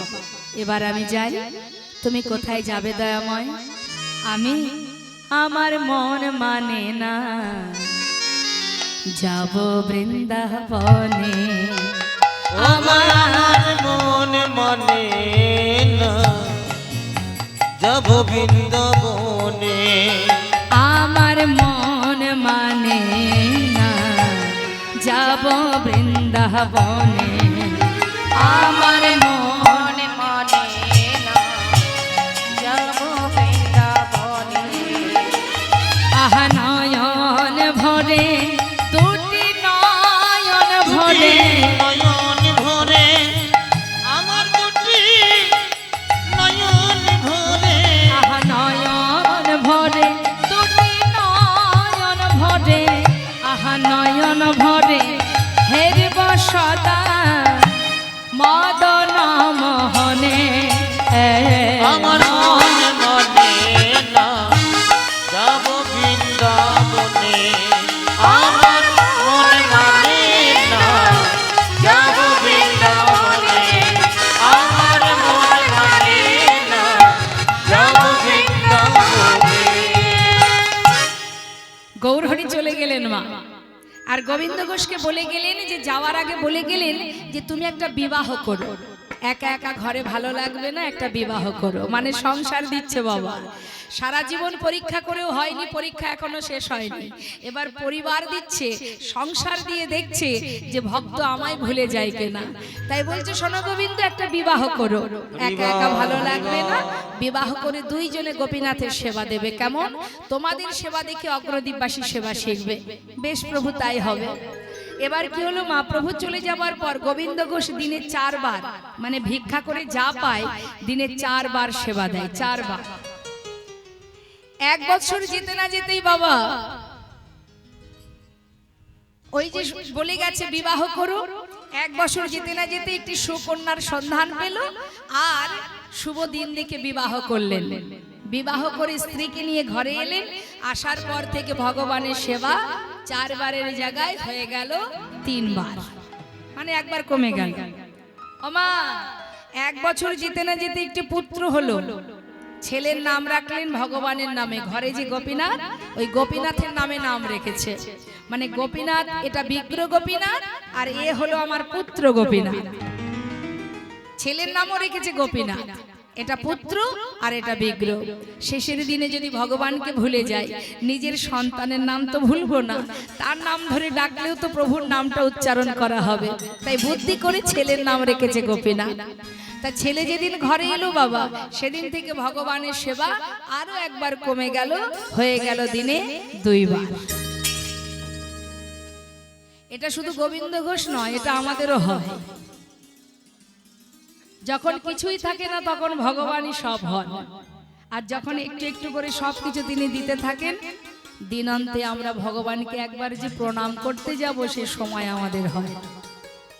কখন করব? সকালবেলা উঠেই অফিস কাচারি এদিক সেদিক নানান তাল করতে করতে দিনে একবার ভগবানকে প্রণাম করার সময় নেই। আর যার কিচ্ছু নেই তার একমাত্র গোবিন্দই সার, কি তাই তো? তা বাবা প্রভু দেখছেন ভক্ত মায়ার বাঁধনে আবদ্ধ হচ্ছে দিনের পর দিন, আর আমাকে একটু একটু করে ভুলে যাচ্ছেন। তাই গৌর হরি। তা আমি যেমন দিয়েছি তেমন মায়া আবার কাটিয়ে নিতে হবে। তিনি যেমন দিতে জানেন তেমন নিতেও জানেন বাবা। ওমা মায়া যেমন দিতে জানে তেমন নিতেও জানে। তার একটা প্রমাণ আপনাদের বলি শুনুন। ভগবান শ্রীকৃষ্ণ আর অর্জুন দুইজন যাচ্ছে পথে। পথে যেতে যেতে হঠাৎ অর্জুন বলছে, সখা আমার খুব খিদে পেয়েছে, ব্যবস্থা করো কিছু।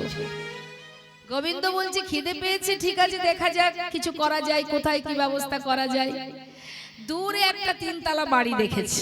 গোবিন্দ বলছে ওই তো একটা 3 তলা বাড়ি দেখা যাচ্ছে, বাড়ি আছে মানে মানুষ আছে, আর মানুষ আছে মানেই কিছু খাওয়ার ব্যবস্থা হবে, চলো যাই। এখন চারিদিকে পাঁচিল দিয়ে ঘরটা করা বাবা, হ্যাঁ আটো সাটো বেশ খুব সুন্দর বাড়ি 3 তলা। বাইরে থেকে ডাকছে সাধুর বেশে। ভগবান কৃষ্ণ আর অর্জুন দুজনেই সাধুর বেশ। ডাকছে কেউ আছো ঘরে? বলি কেউ আছো? এসেছে কে? বাড়িতে যারা কাজ করে দাস দাসী, হ্যাঁ যারা কাজের লোক বলে। বাইরে এসে বলছে, মানে বাইরে আসেনি, দরজার ভিতর থেকে বলছে কি চাই? কি চাই? বলছে খুব খিদে পেয়েছে, কিছু খাবার পাওয়া যাবে? যেই না বলা, যাও যাও যাও যাও, এখানে কিছু খাবার নেই, যাও অন্য কোথাও যাও, অন্য কোথাও যাও। একেবারে দূর দূর করে তাড়িয়ে দিলেন বাবা। অর্জুন গোবিন্দকে বলছে দেখেছো সখা, যার 3 তলা বাড়ি আছে নিশ্চয়ই অর্থ আছে, ধন সম্পদ আছে। দুজন সাধু বেশে আমরা এসেছি, একটু তো কিছু খাবার দিতেই পারতো, মুখের উপরে তাড়িয়ে দিল। হ্যাঁ গোবিন্দ বলেন ঠিক আছে ছেড়ে দাও, আশীর্বাদ করে যাই, এখন যা আছে তার যেন দ্বিগুণ হয়। হরি বল। অর্জুন খুব রেগে গেছে বাবা, এটা তুমি কি করলে? এটা কি উচিত হলো তোমার? যে খেতে দিল না, একটু সম্মান পর্যন্ত করলো না, তাকে তুমি বর দিলে যার আছে যা তার দ্বিগুণ হবে, এটা ঠিক হলো তোমার? গোবিন্দ বললেন অত কথাই কাজ কি, খিদে পেয়েছে চলো দেখি অন্য কোথাও পাওয়া যায় কিনা। বেশ কিছুটা দূরে গিয়ে দেখছে একটা কুড়ে ঘর, মা খড়ের ছাওয়া, ছোট্ট একটা কুড়ে ঘর, তার মধ্যে এক বুড়িমা বসে আছে। গিয়ে জিজ্ঞাসা করছে, বলি কেউ আছো ভিতরে? বুড়িমা চলতে পারে না অত, হ্যাঁ বয়স হয়েছে তো। বলছে কে রে তোরা, ভিতরে আয়। ভিতরে যেই না গেছে, বস বস বস, কি ব্যাপার কিছু বলবি নাকি? ও বুড়িমা খুব খিদে পেয়েছে। অর্জুন বলছে সখা, যার এত আছে তার বাড়ি কিছু খাবার পেলাম না, আর এই কুড়ে ঘরে কি কিছু পাওয়া যাবে? গোবিন্দ বলছে অত কথায় কাজ কি, হ্যাঁ এত কথা বলার কি দরকার, দেখা যাক না কিছু পাই কিনা। বলছে ও বুড়িমা কিছু খাবার আছে নাকি, খুব খিদে পেয়েছে। বুড়িমা বলছে তোরা খাবি, এসেছিস কাঙালিনীর ঘরে, তা কি আর দেব, দাঁড়া, আমার সহায় সম্বল সম্পদ বলতে একটা গাই গরু আছে। ওই যে গাই গরু ডাকছে, শোন, ওই গাই গরু যেটুকু দুধ দেয় সেটুকু কোন রকমে প্রভুকে নিবেদন করে আমি খাই। তা আজ যখন তোরা এসেছিস, কথাই বলে অতিথি নারায়ণ, নে আজ আর আমি খাবো না, তোরাই খাবি। সেই এক গ্লাস দুধ প্রভুকে নিবেদন করে দুই সাধুর বেশে ভক্ত আর ভগবানকে দিলেন। হরি বল। সেবা হলো বাবা, কেমন সেবা হলো সখা, পেট ভরেছে? তাহলে আর দেরি কেন, চলো চলে যাই। অর্জুন বলছে, হে এই যে সখা, যে মানুষটা খেতে দিল না, বসতে দিল না, মান দিল না, তাকে তুমি বর দিয়েলে তার যেন দ্বিগুণ হয়। আর যে মানুষটা নিজে না খেয়ে সবটুকু আমাদের দিয়ে দিল, তাকে একটু আশীর্বাদ করবে না? গোবিন্দ বললেন, হ্যাঁ ঠিকই বলেছ, আমার খেয়াল ছিল না। আচ্ছা ঠিক আছে, আমি বর দিয়ে যাই, যে গাই গরুটা আছে ওটা যেন মারা যায়। আরো রেগে গেছে বাবা অর্জুন, হ্যাঁ এটা কি হলো তোমার, ঠিক করলে তুমি, এটা কেমন আচরণ তোমার, এটা ঠিক হলো? তুমি ভালো করলে, এই মানুষটির একমাত্র গাই গরু ছাড়ার কিচ্ছু নেই, তুমি তাকেও মেরে দিলে, এ কি বিচার তোমার? গোবিন্দ বললেন, পেট ভরেছে, আর তো কিছু দরকার নেই, চলো। না, আর তোমায় বলতে হবে, তুমি কেন এটা করলে, এটা ঠিক করলে তুমি? গোবিন্দ বললেন, তাহলে শোনো, এত করে জানতে চাইছো যখন, তাহলে জেনে নাও। যাকে আমি বর দিয়েলাম যে আজ যা আছে তার দ্বিগুণ হোক, অর্থাৎ টাকা পয়সা ধন সম্পদ নয়, ভিতরে যে আত্মসুখ, আত্মকামনা, আমি নিজে থাকবো, নিজে খাবো, নিজে ভালো থাকবো, কাউকে দান করব না, সাধুদের মান দেব না, এই যে আত্ম অহংকার, এই অহংকারটা এখন যা আছে সেটা যেন দ্বিগুণ হয়। আর যত আত্ম অহংকারে বশীভূত হবে, ততই আমি দূরে সরে যাব। তাই তো হয় বাবা, আমাদের যখন অনেক কিছু থাকে, সব দিকে মাথা খাটাতে খাটাতে দিন অন্তে ভগবানের কাছে যাওয়ার সময় আমাদের হয় না, দূরে সরে যান ভগবান। আর যার ছিল একমাত্র সহায় সম্বল ওই গাই গরুটা, সেটা যদি আমি কেড়ে নিই, তাহলে ওই বুড়িমার আপন বলতে শুধু আমি থাকবো না। তাই গৌর হরি বল, হরি বল। তার জীবনে শুধুই আমি, তার সুখে দুঃখে ভালো মন্দে আমি তাকে বুকে টেনে নেব। তাই বলছে বাবা, আজ এই যে গোবিন্দ ঘোষ একটু একটু করে সব পেতে পেতে দিনে দিনে ভগবানকে ভুলে যাচ্ছে। প্রভু দেখলেন বাঁধন তো আর রাখা যাবে না, মায়ার বাঁধন কাটিয়ে নিতে হবে। এবার কি করে কাটাচ্ছে? আগে ভিক্ষা করে এসে নিজের স্ত্রীকে ডাকছে, মাধবী যা কিছু ভিক্ষা করেছি 2 ভাগ করো, 1 ভাগ রেখে দাও আর 1 ভাগ রন্ধন করো। আমি যাচ্ছি গঙ্গায়, স্নান করে এসে গোপীনাথের সেবা দেব। স্নান করে এসে দেখছি কি মা, ঝোলাটা মানে ভিক্ষার যে ঝুলিটা ওটা পড়ে আছে, রান্না হয়নি। হঠাৎ ডাকছে, মাধবী ও মাধবী, গেলে কোথায়? কত বেলা হয়ে গেছে, গোপীনাথের সেবা দিতে হবে। বলি কোথায় তুমি? ডাকতে ডাকতে ঘরের ভিতরে প্রবেশ করে দেখছে তার স্ত্রী মাধবী গোপীনাথের চরণে উপুড় হয়ে পড়ে আছে, আর তার দেহে প্রাণ নেই। ছুটে গিয়ে গাত্র স্পর্শ করে মাধবীকে বুকের মধ্যে জড়িয়ে ধরে অসার দেহটা দেখে চিৎকার করে উঠেছে, গোপীনাথ, গোপীনাথ, তুমি আমার মাধবীকে কেড়ে নিলে। গোপীনাথ, কি অপরাধ করেছিল আমার মাধবী? আমরা বলি না বাবা, আমার সন্তান, আমার স্ত্রী, আমার পুত্র, বলি তো আমার স্বামী, হ্যাঁ, পাড়াপড়শি এসে বললেন, শান্ত হও গোবিন্দ, তোমার যদি হতো সে তোমায় ছেড়ে যেত না, তোমার তো নয়, যে দিয়েছে সেই নিয়েছে, কেঁদো না। মাধবীকে কোলের মধ্যে করে নিয়ে কাঁদতে কাঁদতে অবশেষে নিজে হাতে মাধবীর শেষকৃত্য করলেন। রইল বাকি সন্তান। সন্তান দেখতে দেখতে 5 বছর বয়স হলো বাবা। যখন 5 বছরের সন্তান যখন 5 বছর হয়, সে কিন্তু তার মা বাবাকে চিনতে শেখে। প্রতিদিন বাবা সন্ধ্যাবেলা ভিক্ষা করে ঘরে ফেরা মাত্রই বাবার কোলে বসে একটাই প্রশ্ন, বাবা সবার তো মা আছে, আমার মা কোথায়? কি উত্তর দেবে বাবা? সন্তানকে কোলে করে নিয়ে সান্ত্বনা দেয়, আমি তো আছি, আমি তোর কোনো কষ্ট রাখবো না, দেখিস আমি তোর কোনো দুঃখ রাখবো না। কিন্তু ছেলের একই প্রশ্ন, বাবা সবার তো মা আছে, আমার বন্ধুদের মায়েরা আদর করে, নিজে হাতে খাওয়ায়, তাদেরকে ঘুম পড়ায়, আমার মা কোথায়? সে তো আমার কাছে আসে না, বাবা আমার মা কোথায়? কি উত্তর দেবে বাবা? হঠাৎ বলেই ফেললেন, তুই মায়ের কথা জানতে চাস?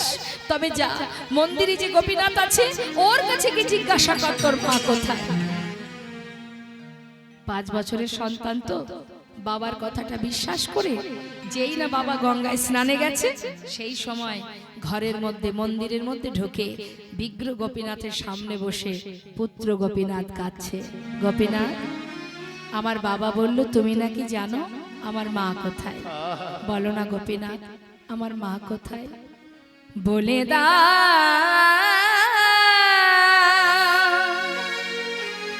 হে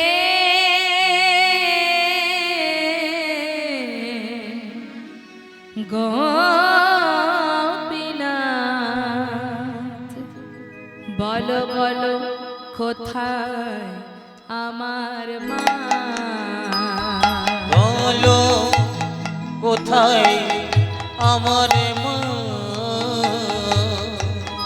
বলে দাও হে গোপীনাথ, বলো কোথায় আমার মা, ডাকি আমি মা মা বলে,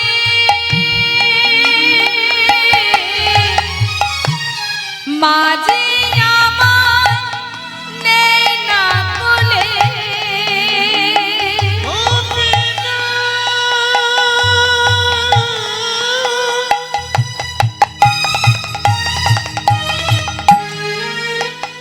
তুমি আমায় বলে দাও,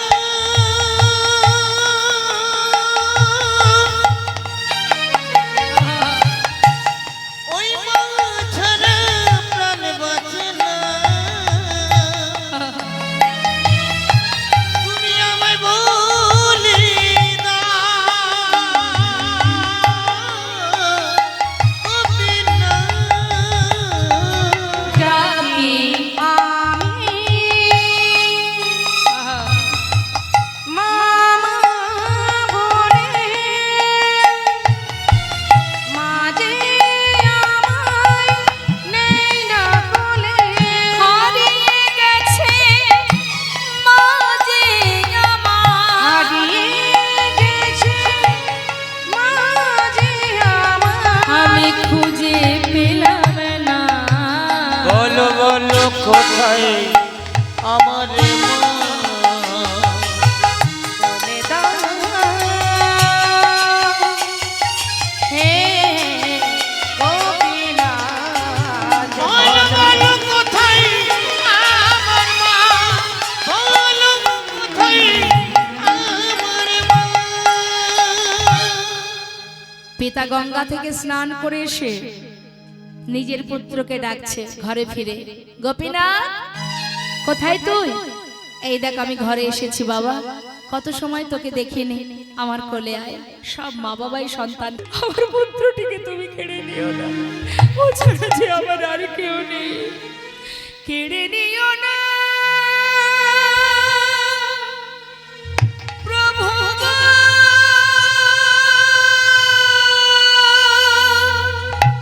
তুমি কেড়ে নিও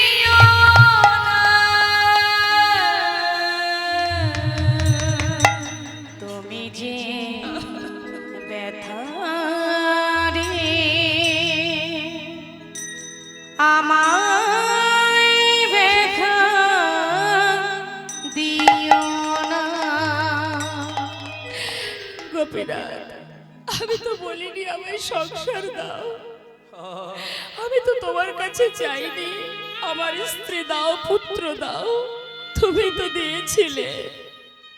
তবে বলো, দিলেই যখন, তবে কেন কেড়ে নিতে চাইছো কেন?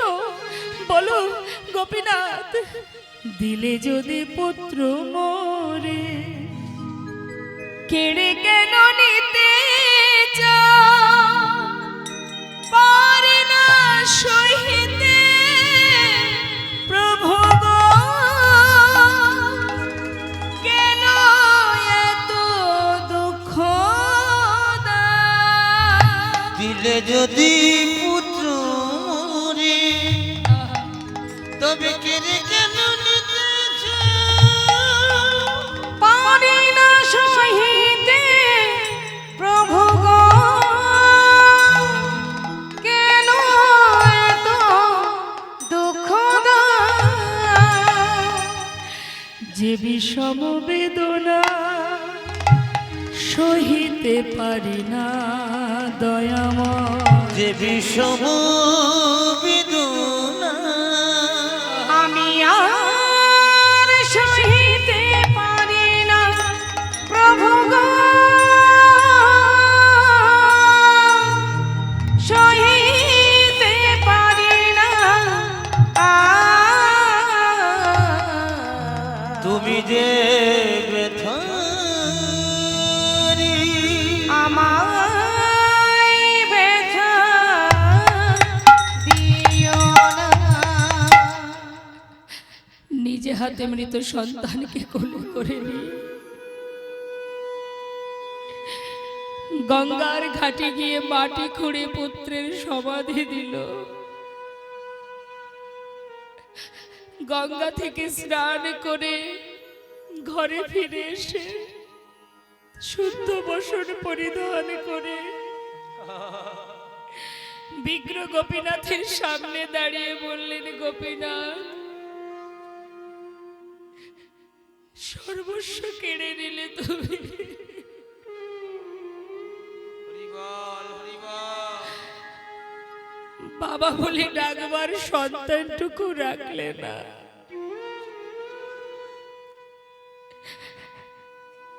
আর আমি বাঁচতে চাই না দয়াময়, আর বাঁচতে চাই না। এ তোমার কেমন লীলা প্রভু গো, কেমন লীলা। একদিন, দুদিন, 3 দিন হয় বাবা, নিজে কিছু সেবা করে না, ভিক্ষা করে না, চলার শক্তি হারিয়ে ফেলেছে। শুধু ঘরের মেঝেতে গড়াগড়ি দেয় আর বলে, গোপীনাথ কোথায় গেলি বাবা? একবার ফিরে এসে আমায় বাবা বলে ডাক, তুই ছাড়া যে আমার আর কেউ নেই রে। 4 দিনের দিনে,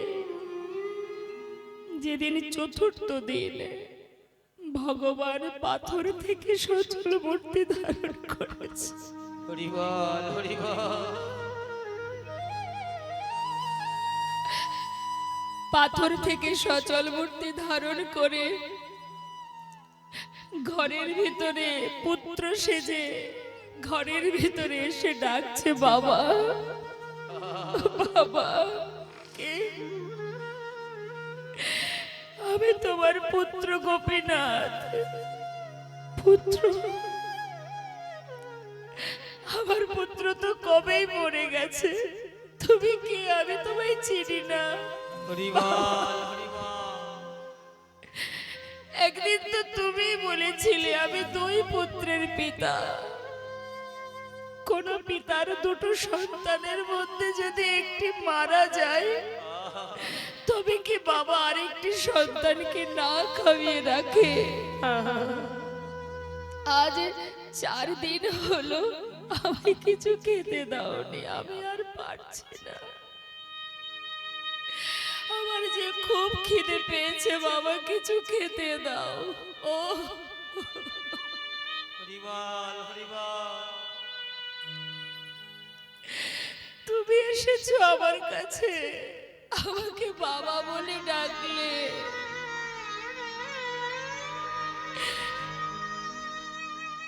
তুমি জানো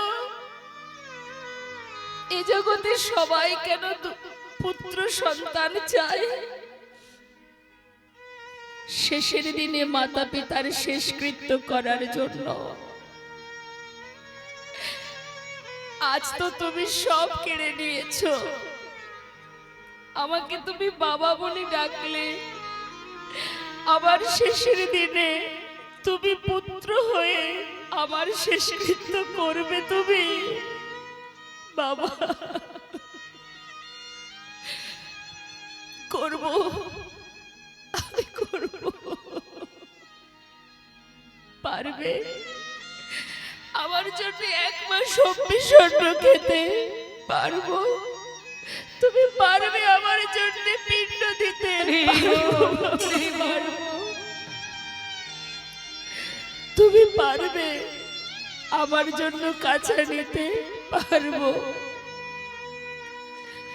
পৃথিবীতে যতদিন চন্দ্র সূর্যের উদয় হবে ততদিনই আমি তোমার শেষকৃত্য করে যাব।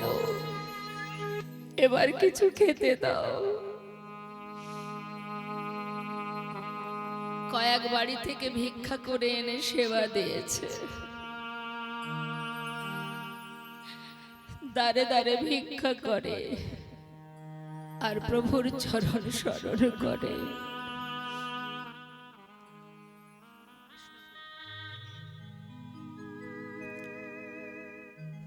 বলো এমন কৃষ্ণ প্রেম আমার,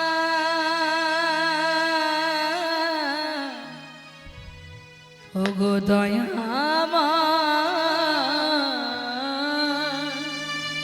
কবে বা হবে? বলো এমন কৃষ্ণ প্রেম আমার, ওগো দয়াময়, কবে বা হবে? কবে করুণা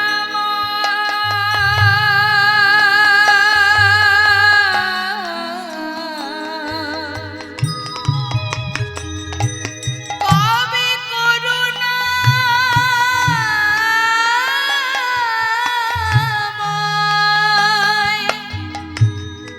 কবে করুণা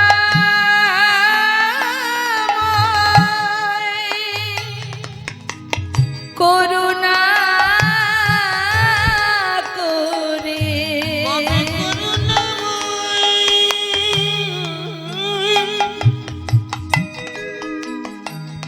কবে করুণাময় করুণা করে দেখা বাদেবে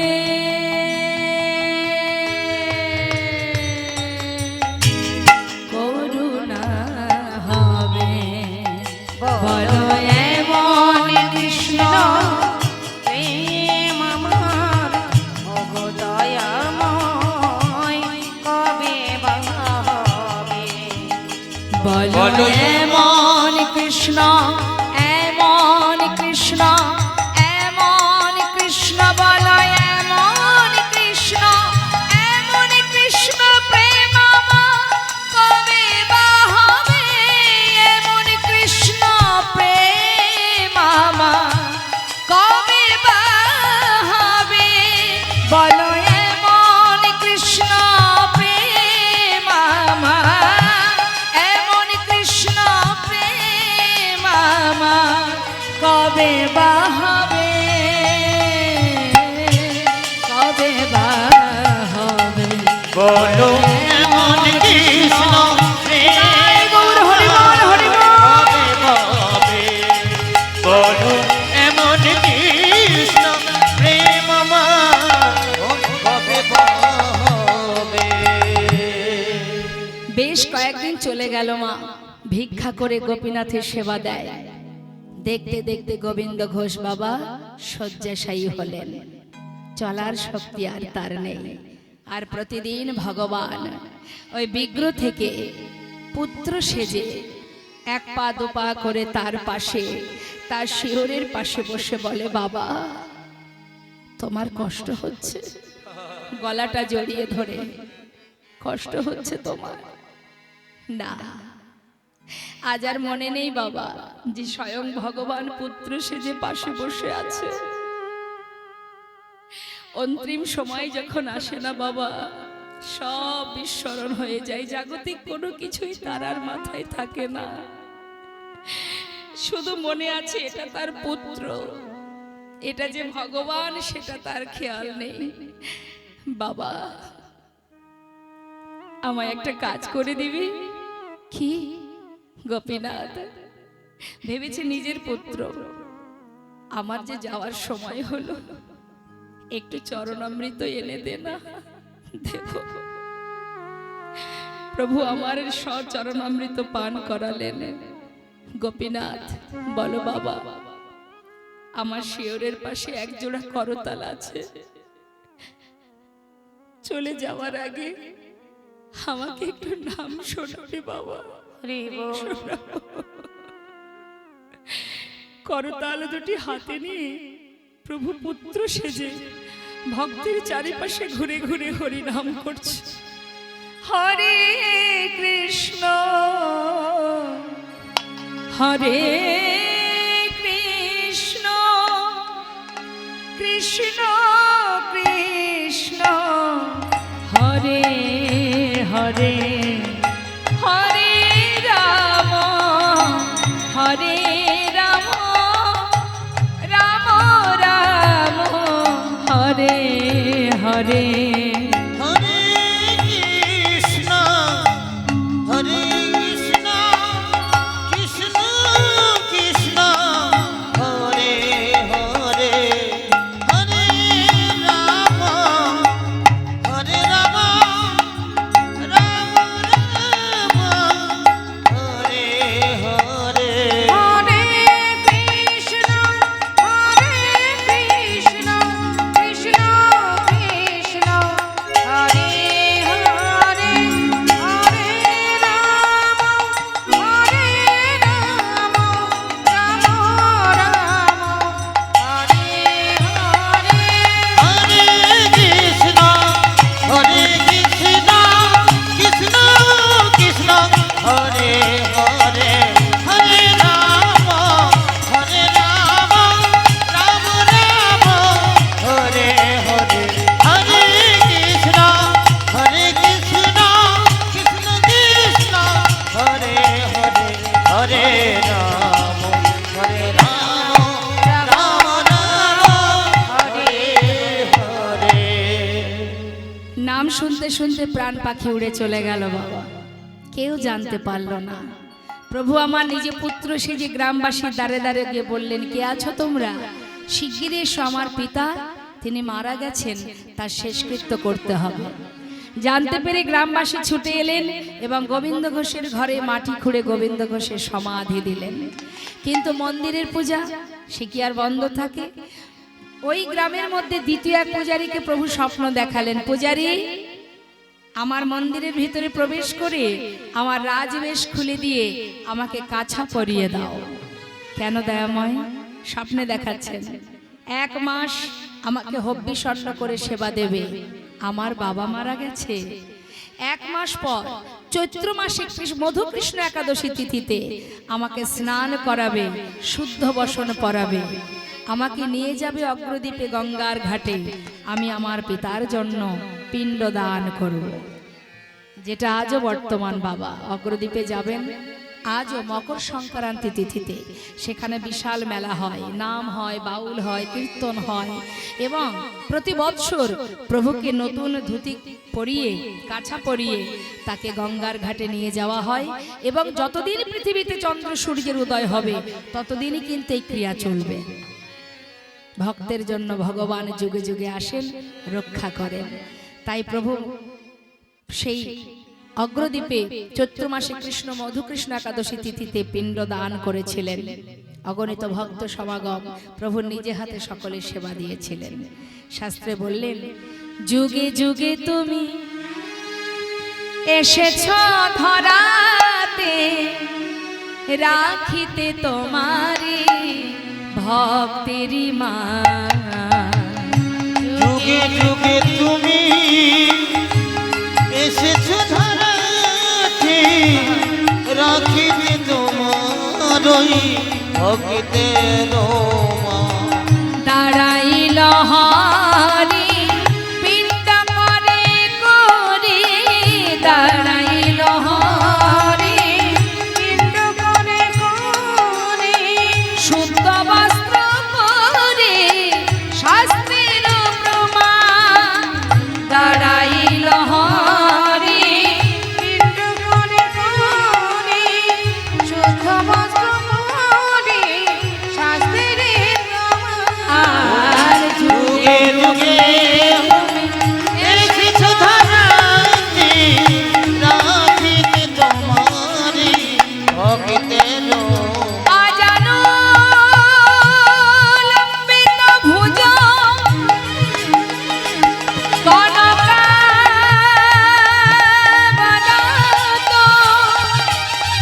সংকীর্তনৈক পিতর কমলাকাক্ষ। বিশ্বম্ভর